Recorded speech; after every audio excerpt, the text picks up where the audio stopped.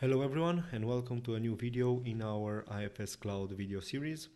My name is Marcel Aushan and I'm an IFS consultant, and today I would want to give a bit more explanations on what's the system logic for getting the next number for a customer order or a purchase order for that matter.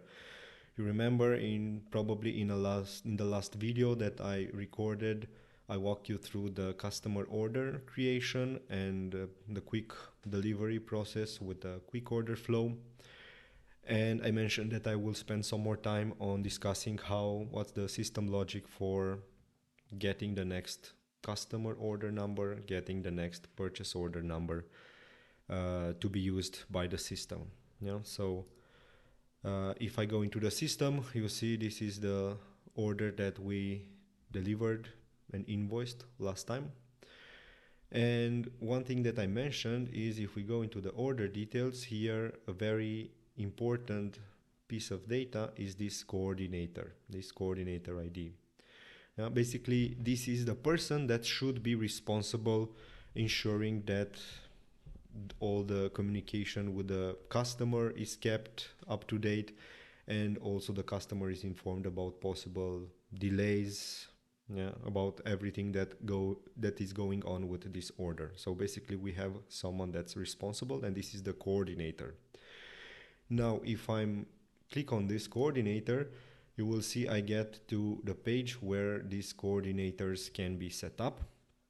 So it's a list of coordinators, and if I maybe open the search box and search for coordinators that contain Ausan, which is my name, you will see there are two coordinator IDs. So basically I have, just for testing purposes, two users created in this system, different user IDs, and you can see each coordinator ID is assigned to a different coordinator group. So basically you can group coordinators into a coordinator group, and then if we go into the coordinator group, we can either do it from here with the hyperlink, or we can just find the page in the navigator. If we don't know where it is, if we just start typing coordinator groups, you can see we immediately find it. And here I already pre-filtered the list with just showing the two coordinator groups A and C, where my both users are part of.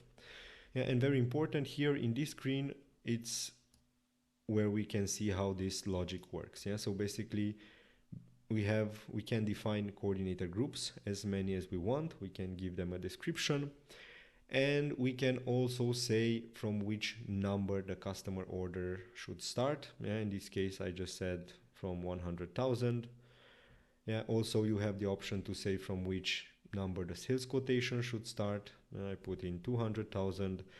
I can even put, for purchase order, I can put a prefix and also a number. Distribution order, again a prefix and a number.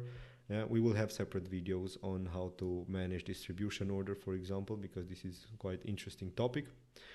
And also we can specify the service quotation number, from which number it can start. And there's also an option to allow for gaps, lapses in number sequences, yes or no. I said, no, we don't want any gaps. We want them to be in sequence.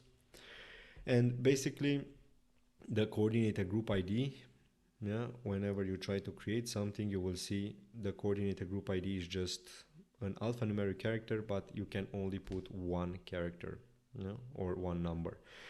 So basically whatever you put in the coordinator group ID will be the prefix for your customer order numbers. You see, for purchase orders we also have a field called purchase order prefix, but for customer orders we don't have such a customer order prefix, and this is because the coordinator group ID will act also as the customer order prefix. So basically if I create, let me just cancel out of here, if I create a new customer order for the coordinator that's part of the C coordinator group, the next customer order number that I will get will be a C, and then 100,002.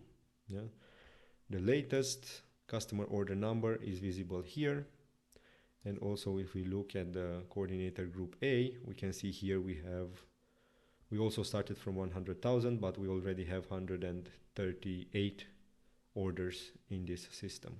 No? So this is also an indication of how many orders were already created. Yeah, if you assume you always start from 100,000, then you can immediately identify, okay, I already have one order in the system with this coordinator group and 138 with this other coordinator group. No? But maybe let's quickly have a look at how this works and if it works as I described it.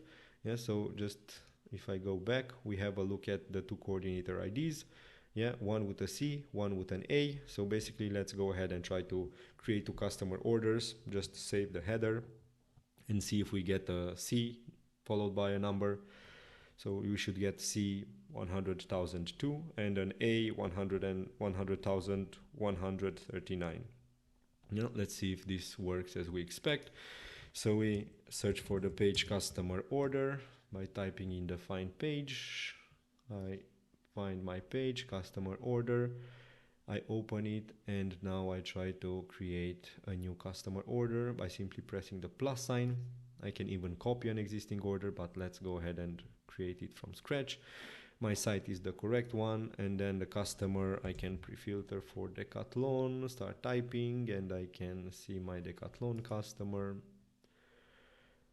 I should have all this, the rest of the data populated. Yeah, the rest of the mandatory fields automatically get populated with the data fetched from the customer master data, if it's properly set up, once again.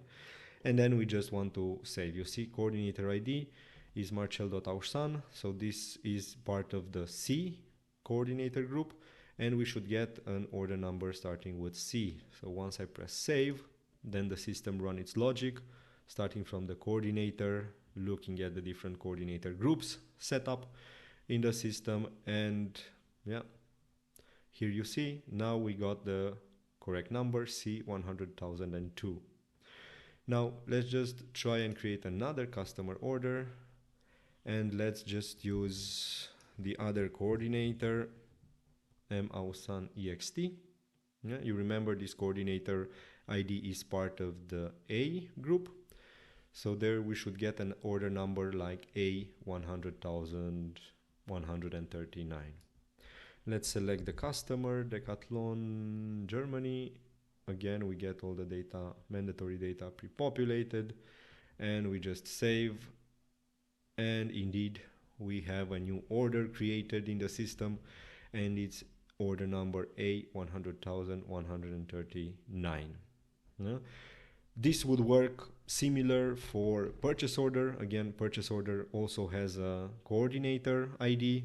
Also the sales quotation, the service quotation, the distribution orders, all of these business objects have a coordinator ID, and it will work pretty much as I have explained for the customer order. Yeah, starting from the coordinator ID, the system will look what's the coordinator group in which that coordinator is included, and then have a look at the different settings in the coordinator group. Yeah, like what's the latest number, and if there's a prefix, yes or no, and it will use it.